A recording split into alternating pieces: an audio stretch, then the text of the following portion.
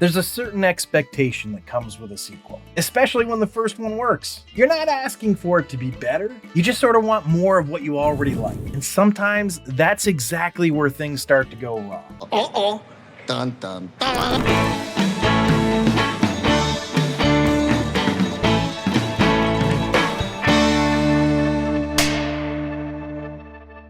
Alright, so this is one of those movies where you can sort of tell what they were going for right away. They wanted to take everything that people liked about the first movie and just do more of it. More characters, more worlds, more references, just bigger across the board. And the question is, does that actually make it better? With that in mind, welcome back to The Rank. I'm John, and just a quick heads up on format. I'll hit a handful of behind the scenes facts called the Potent Notables. Then I'll do a movie overview. There will be a spoiler, but I'm gonna warn you. And I'll finish by ranking the movie across 10 categories.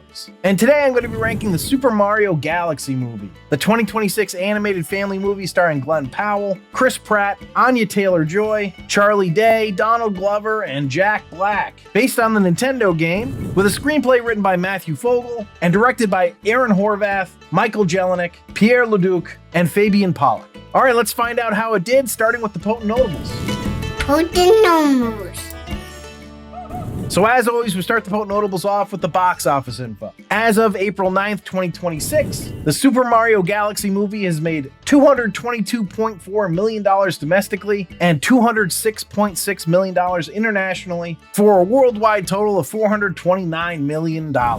And this was against a budget of $110 million, which is actually only $10 million more than the first movie cost. And it's very clearly going to make some money. Now from there, the title might suggest that the movie is primarily based on the game Super Mario Galaxy. But what's really interesting is it actually pulls from a wide range of games across the Mario franchise, rather than relying on just one, sort of like the first movie did. That said, there are still some direct nods to Super Mario Galaxy, including a small but meaningful one in the teaser, where a butterfly briefly lands on Mario's hat, a callback to the ending of the original game. But in terms of structure, one of the biggest influences appears to be Super Mario Odyssey. That game is built around traveling between a bunch of different kingdoms, and the movie seems to mirror that world-hopping approach. We see locations inspired by the Sand Kingdom, where Mario and Luigi encounter a Yoshi egg, and the Cascade Kingdom, which includes an appearance from a Tyrannosaurus Rex. The movie also pulls from Super Mario Bros. 2, with what looks like a version of Subcon. Princess Peach is shown in a casino-style setting, modeled after that game's bonus area. And characters like Mauser, Birdo, and Claw Grip all make appearances. Another notable influence is Super Mario World 2, Yoshi's Island, with the inclusion of Baby Mario and Baby Luigi, alongside Yoshi. In the original game, Yoshi's role is to protect Baby Mario, and the film draws from that dynamic,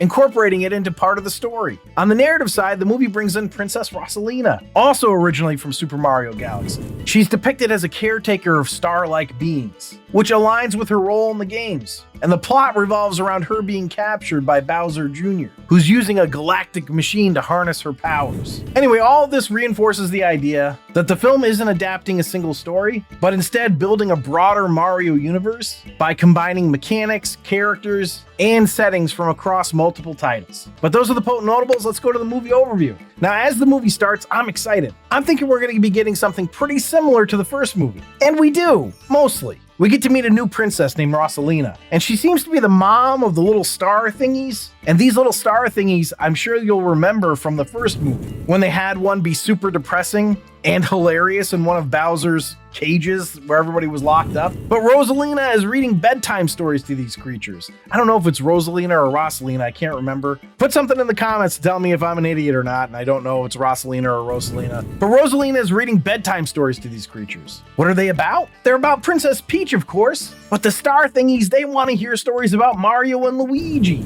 So the movie's going to make you think that the plot is going to be told to us through a bedtime story that's read by Rosalina. But then it tricks us. It's not going to be that, as Rosalina gets kidnapped by Bowser Jr. And this all happens right in the beginning. So I'm really not spoiling anything here. But this kidnapping is what's going to get the plot going. So what is the plot exactly? Well, Bowser Jr. has some daddy issues and he wants to free his dad from the bird cage that he's been stuck in since the first movie. And then he wants to use Rosalina to destroy the universe? This is the part that was really perplexing to me. Because, like, what good would that do? I mean, if you destroy the universe, you can't live in it either. either. Also, it's just really flimsy. See, I cut the first movie plenty of slack. It's a kid's movie. It was entertaining. But this one felt like it wasn't even really trying. They just wanted to get as much stuff from the games in it as they possibly could. And while a lot of the time it is fun, it's also almost like a sensory overload. We just sort of go from scene to scene with lots of transitions and cuts, and none of it really feels like we're supporting a plot at all. I mean, we introduce Yoshi and it's just basically nothing. Mario and Luigi find Yoshi and now they're best friends. That's it. And somehow this means that Yoshi will be involved in everything going forward. And it's like they knew it was a problem because they had Toad consistently point this out throughout the movie. Also, in the first movie, Peach is just eager as a beaver to add as many as she can to her adventuring retinue.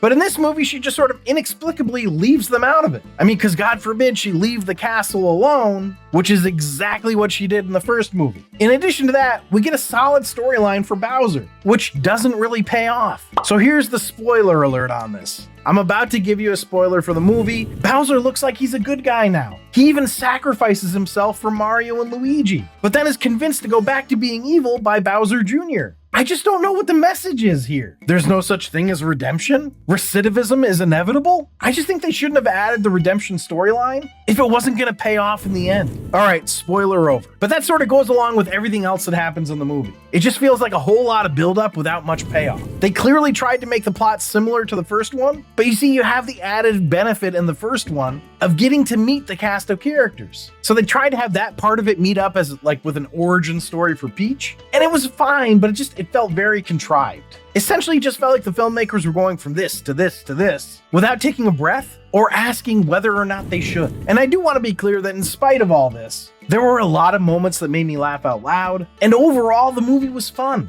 It just wasn't as fun as it could have been. That being said, let's find out how it ranked. A rank.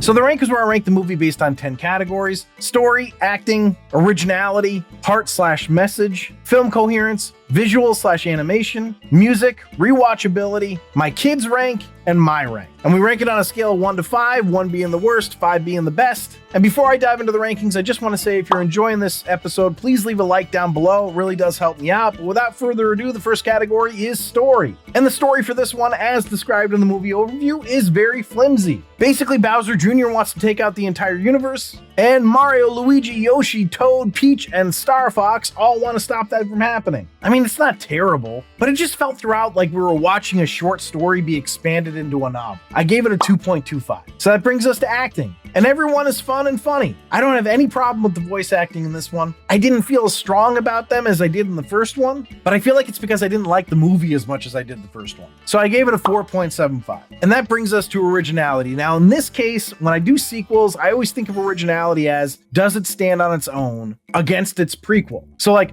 do I have to have seen the previous movie to understand what's going on with this one? And for the most part, I think it stands on its own pretty well. There are a couple of things that would be a knock against it. Like, there's really not any explanation as to why Bowser is tiny or in jail. There's like an expectation to understand that, but that's really the only thing I can think of. Now, that being said, there's really nothing original about it. I mean, it literally is trying to copy the first movie's story and everything, but I gave it a little bit of a boost based on the fact that I don't need to have seen the first movie to appreciate this one. So I gave it a 2.5. And that brings us to heart/message. Is there a message in this? It doesn't seem like there's anything really positive, at least. If you're evil, you'll always be evil. I mean, maybe that family is important, but even that, I kind of felt like Rosalina dropped the ball there. There really just isn't much here that is like a family message, so I gave it a 1.5. And that brings us to film coherence. This is basically just a bunch of different levels in a bunch of different games, and they've been put together for fun. And while it is fun, I wouldn't call it super coherent.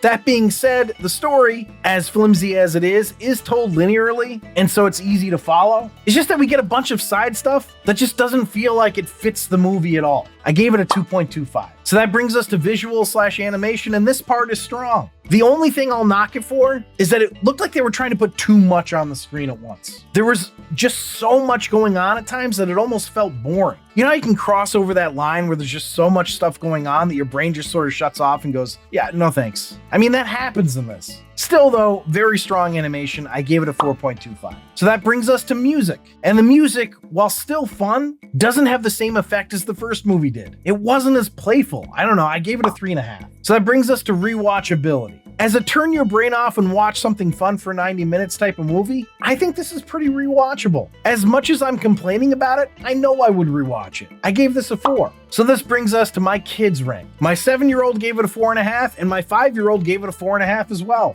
Obviously, 2 scores of 4.5 is an average of 4.5, so my kids' rank is a 4.5. And that brings us to my rank. And this is one of those where, again, I don't want to rank it against The Godfather. But as a family movie, it's still kind of lacking. I would have liked something that just had the littlest bit more depth. And I don't mind if it's strictly entertainment, but the Bowser storyline especially really put me off. Still though, I thought it was fun, funny, and definitely entertaining. I gave it a 3. So that puts the total for the Super Mario Galaxy movie at a 32.5, which puts it in the tier mediocre. And this is the second strictly family movie that I've ranked, the first one being the first Super Mario Brothers movie. And so now it is officially number 2. It's not as good as the prequel, but it's the second best family movie of all time, according to the rank. But if you're ranking along with me, put your score in the comments. I'd be curious to see where you're at. So thanks for listening and or watching. Check out my other family movie ranking episodes or any of my other movie or sitcom ranking episodes on this channel. Remember to subscribe, comment, and like. For up-to-date rankings, check out my website at therankpodcast.com, where you can also email me at john or info@therankpodcast.com. And if you really want to support the show, you can become a patron at patreon.com/therankpodcast, which has been newly revamped. All right, time to go. Woohoo!